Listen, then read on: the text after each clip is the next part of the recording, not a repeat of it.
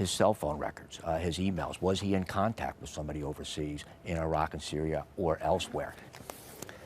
That was Martin Reardon. Now, let's move on to something different. And the number of nuclear weapons in the world today is on the decline. But the countries that have them hasn't changed. And that's according to a new report by the Stockholm International Peace Research Institute, or SIPRI.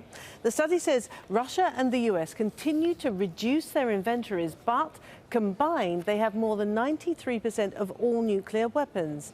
Now, at the start of this year, 9 countries, including India, Israel and North Korea, possess more than 4,000 nuclear weapons. Those nations share more than 15,000 nuclear weapons in total.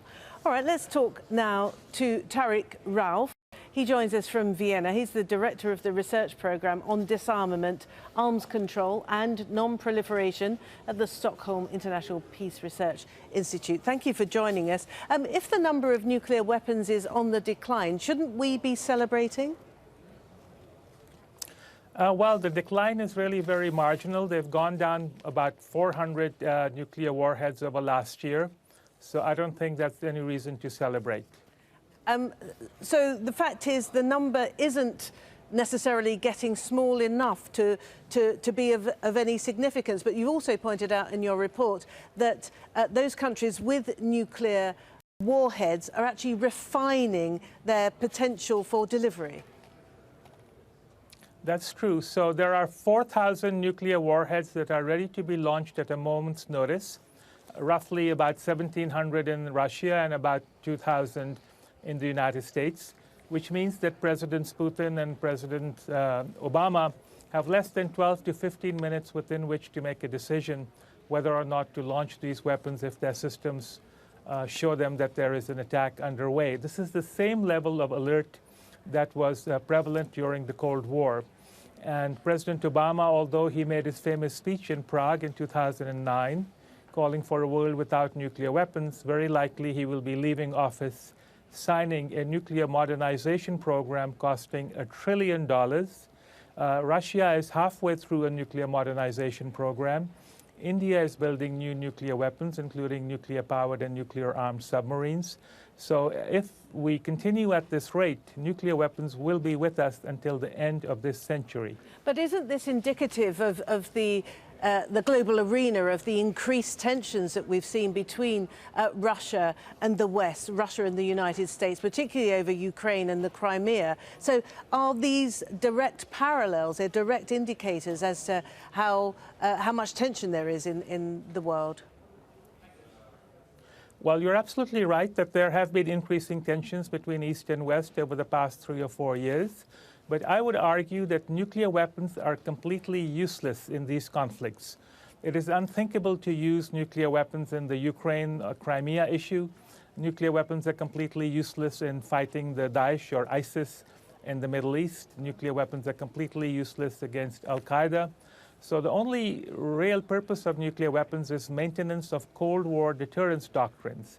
And again, there needs to be pressure on the nuclear-armed states, because under the Nuclear Non-Proliferation Treaty, they are obligated to reduce and eventually eliminate their nuclear weapons. And I'm here in Vienna today because there is a ministerial conference on the Nuclear Test Ban Treaty, which was signed 20 years ago, but it has yet to enter into force. And in this century, North Korea has already carried out 4 nuclear test explosions. And India carried out nuclear explosions in 1998, right after the CTBT was signed in 1996. So at this level, all the trends are in the wrong direction, and nuclear weapons serve no useful purpose in terms of enhancing international or regional security. Rather, they pose a major danger for accidental use and potentially being available to terrorists. But given the inordinate amount of international tension now, the period of calm that we experienced up until perhaps 2010 has definitely gone away. Is non-proliferation actually achievable? Non-proliferation is achievable. Nuclear disarmament is the problem. The nascent nuclear programs in Libya, in Iraq, in Iran, in Syria have all been terminated. But we still have 16,000 nuclear warheads with us.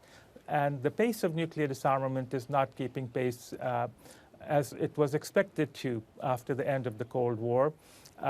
2 years ago in Vienna, the Austrian government held a big international conference on the humanitarian implications of nuclear weapons, and it was pointed out by many scientists that we have been very lucky that over the past 70 years we have not had an accidental detonation or use of nuclear weapons, and we might not be so lucky in the years to come, particularly as new cyber threats are on the increase, which could easily spoof defense and early warning systems and thereby potentially lead decision makers into early or preemptive launch of nuclear weapons.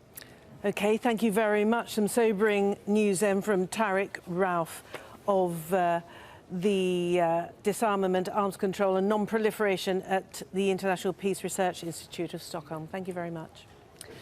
Now to